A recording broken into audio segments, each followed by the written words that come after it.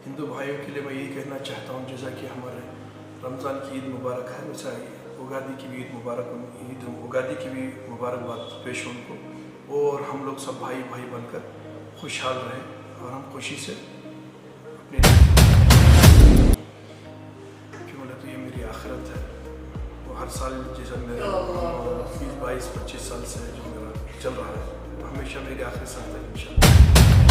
कुमार स्वामी जो है सारे मुसलमानों के वोटों से जब भी वो किंग मेकर बनते थे तो मुस्लिम वोटों से बनते थे। वो ऐसी हुकूमत को आप वोट करें, ऐसी हुकूमत को आप सपोर्ट करें कि हिंदू मुसलमान सिख ईसाई सब लोगों को अपने साथ लेके चले, भाईचारा कायम रखे। ऐसी हुकूमत को जो है चुने आप। मेरी नमस्ते, न्यूज़ 15 में आप सबका स्वागत है। दोस्तों, BBMP ex corporator Ajmal Baig को कौन नहीं जानता। दोस्तों, चाहे किसी भी तरह से मदद हो, वो चाहे फाइनेंशियली हेल्प हो या चाहे राशन किट हो, किसी भी तरह की हेल्प करने से अजमल बेग जो एक्स कॉर्पोरेटर है वो पीछे नहीं हटते। हालांकि लॉकडाउन में भी जो इनके वार्ड के जो लोग थे बाबूजी नगर, इन्होंने वहां पर बहुत ही अच्छा काम किया है। वो चाहे हिंदू हो या मुस्लिम हो, हर किसी को इन्होंने राशन किट हो, फ्री वैक्सीनेशन हो या फाइनेंशियली मदद हो, हर तरह से इन्होंने अपने वार्ड के लोगों की मदद करने की कोशिश की है। दोस्तों, कुछ इसी तरीके से 25 साल से ये अपने वार्ड में काम करते हुए आ रहे हैं और इसी के साथ साथ हिंदू और मुसलमान के लिए एक खूबसूरत सा उदाहरण इन्होंने दिया है कि हिंदू भाइयों के लिए भी इन्होंने कम से कम, हिंदू फैमिलीज के लिए कम से कम इन्होंने 5000 से भी ज्यादा राशन किट का इंतजाम किया। इसी के साथ साथ जब रोजा रमजान शुरू होता है तो 1 महीने का होता है और 1 महीने में कम से कम इन्होंने 12 या 13 हजार से भी ज्यादा जो राशन किट है वो लोगों को दिया है। दोस्तों, राशन किट में जो होता है सिर्फ चावल या गेहूं ये सारी चीजें नहीं होती। ईद की जो भी चीजें होती हैं, सेवैया या स्वीट, हर चीज उसमें इन्वॉल्व रहती है और 12 या 13 हजार से भी ज्यादा जो किट है वो उन्होंने दिया है। दोस्तों, इसी के साथ साथ जो है अगर कुछ फाइनेंशियली प्रॉब्लम हो या कुछ हॉस्पिटैलिटी की जरूरत हो, कुछ हॉस्पिटल का प्रॉब्लम हो, कुछ भी हो, लेकिन Ajmal Baig BBMP corporator ex corporator कभी भी पीछे नहीं हटते और आज उन्होंने हमें इंटरव्यू में बताया है कि हिंदू और मुस्लिम कितने इम्पोर्टेंट है हमारे लिए और हम सब एक हैं, थे, रहेंगे। कुछ ऐसे लोग हैं जो अलग करने की कोशिश करते हैं। इसी के साथ साथ एमएलए कृष्णप्पा, उनके बारे में भी उन्होंने बात की है, तो आइए सुनते हैं क्या कहा है। रमज़ान का महीना ख़त्म होने वाला है, ईद आने वाले, लोगों के लिए क्या मैसेज है सर? बस मैं लोगों को यही कहना चाहता हूँ कि इस ईद में जैसा रमज़ान सुकून से पुरसुकून गुजरा है, इसी तरीके से ईद भी पुरसुकून बनाएं और अमन को कायम रखें और दुआ करें कि इस मरतबा 2024 का इलेक्शन जो है आने वाले दिनों हमारे लिए सुकून हो, पूरा हिंदुस्तान की सारी जनता के लिए सुकून हो। सर, आज जो स्पेशल उगादी है हमारे हिंदू भाइयों के लिए, क्या मैसेज है सर? हिंदू भाइयों के लिए मैं यही कहना चाहता हूँ, जैसा कि हमारे रमज़ान की ईद मुबारक है, वैसा उगादी की भी उगादी की भी मुबारकबाद पेश हो उनको, और हम लोग सब भाई भाई बनकर खुशहाल रहें और हम खुशी से अपनी लाइफ गुजारें। सर, हर साल की तरह इस साल भी आप राशन किट का इंतज़ाम किए गए हैं, इसके बारे में बताइए।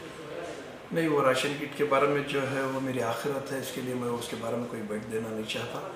और इससे पहले तो आप लोगों ने देखा होगा कि मैं कभी भी इसी मामले में शो ऑफ नहीं किया हूँ, क्यों बोले तो ये मेरी आखिरत है।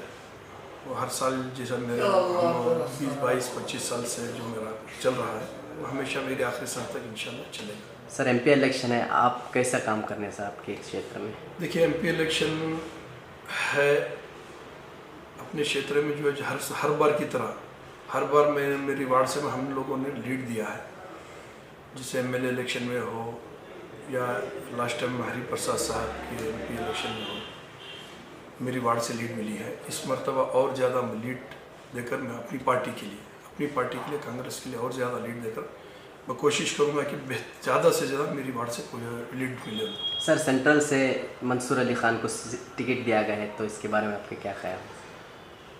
मंसूर अली खान जो है अच्छे वेल एजुकेटेड पर्सन है, अल्लाह करे उनको भी कामयाबी मिले, और जो है वो भी मेहनत कर रहे हैं, वो भी कोशिश कर रहे हैं। वहाँ के सेंट्रल के जो लीडरान हैं, जो सीनियर लीडरान हैं, वो सारे उनके पीछे हैं। अल्लाह से दुआ करें कि वो भी अल्लाह कामयाबी दे। सर कहीं ना कहीं कृष्णप्पा जी जो बेहतरीन एमएलए हैं, उनका बहुत काम चल रहा है कांग्रेस की तरफ से, क्या कहेंगे सर उनके लिए? देखिए वो एक जेंटलमैन एमएलए हैं, वो किसी को ना तकलीफ देना चाहते, ना किसी वो मतलब जो है एकदम सेक्युलर माइंडेड है। एमएलए साहब जो है अपने सेक्युलर माइंडेड है, किसी को तकलीफ नहीं देना चाहते। वो जैसे दूसरे एमएलए की तरह कमीशन कॉन्ट्रैक्टरों के पास वगैरह ये चीज़ों से बहुत दूर हटके हैं हमारे एमएलए साहब। तो सब लोगों को लेके जो है, हिंदू मुसलमान को जो है, सब लोगों को भाईचारा के साथ मतलब अपने साथ लेके चल रहे हैं। आज तक उनके सारे पीरियड में कोई भी ऐसी चीज़ कैलाश विजयनगर क्षेत्र में अब तक नहीं हुई है।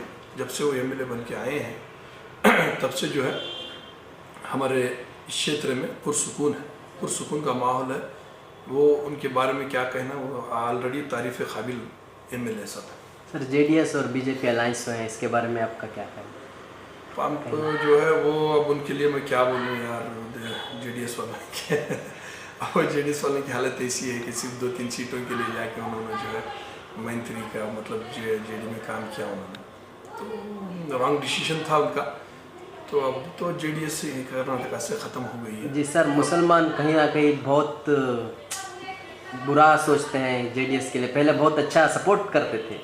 देखिए कुमारस्वामी जो है सारे मुसलमानों के वोटों से जब भी वो किंग मेकर बनते थे तो मुस्लिम वोटों से बनते थे, ठीक।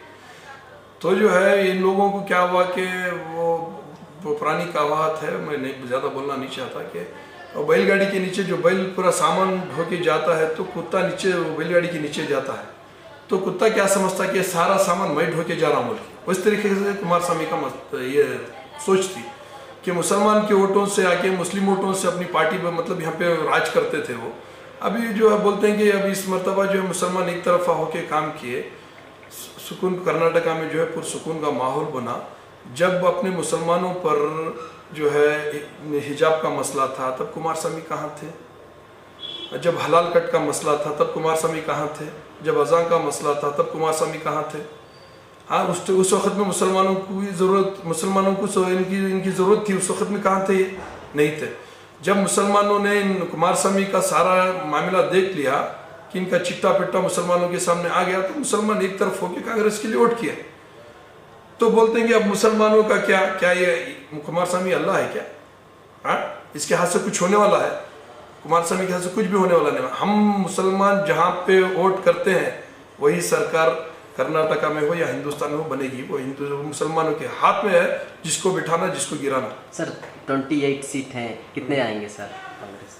मेरे हिसाब से 20-22 सीट आने चाहिए, अपने 20-22 सीट आना चाहिए। क्यों बोले तो हम कर्नाटका की सरकार जो सिद्धरामैया जी सरकार जो है 5 जो स्कीमों के ऊपर काम किए, वो तो कंप्लीट सारे आदमियों के सामने, सारी जनता के सामने बैठा है, तो सबके नज़रों में है। तो ज़रूरी है कि सारे के सारे 20 को 8 सीट भी आ जाए।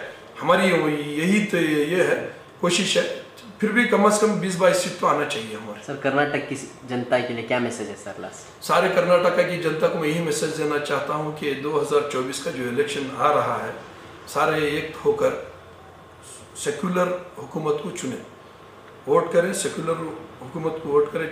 वो ऐसी हुकूमत को आप वोट करें, ऐसी हुकूमत को आप सपोर्ट करें कि हिंदू मुसलमान सिख ईसाई सब लोगों को अपने साथ लेके चले, भाईचारा कायम रखे। ऐसी हुकूमत को जो है चुने आप। मेरी यही इल्तिजा है आप लोगों से। और ईद उल फितर की पुरखुलूस मुबारकबाद पेश करता हूँ, और उगादी फेस्टिवल की भी मैं मुबारकबाद पेश करता हूँ। सब लोग हम लोग भाईचारा कायम रखें और हम अमन व अमान कायम रखकर हम ज़िंदगी गुजार के चलें। अस्सलाम वालेकुम रहमतुल्लाहि व बरकातहू।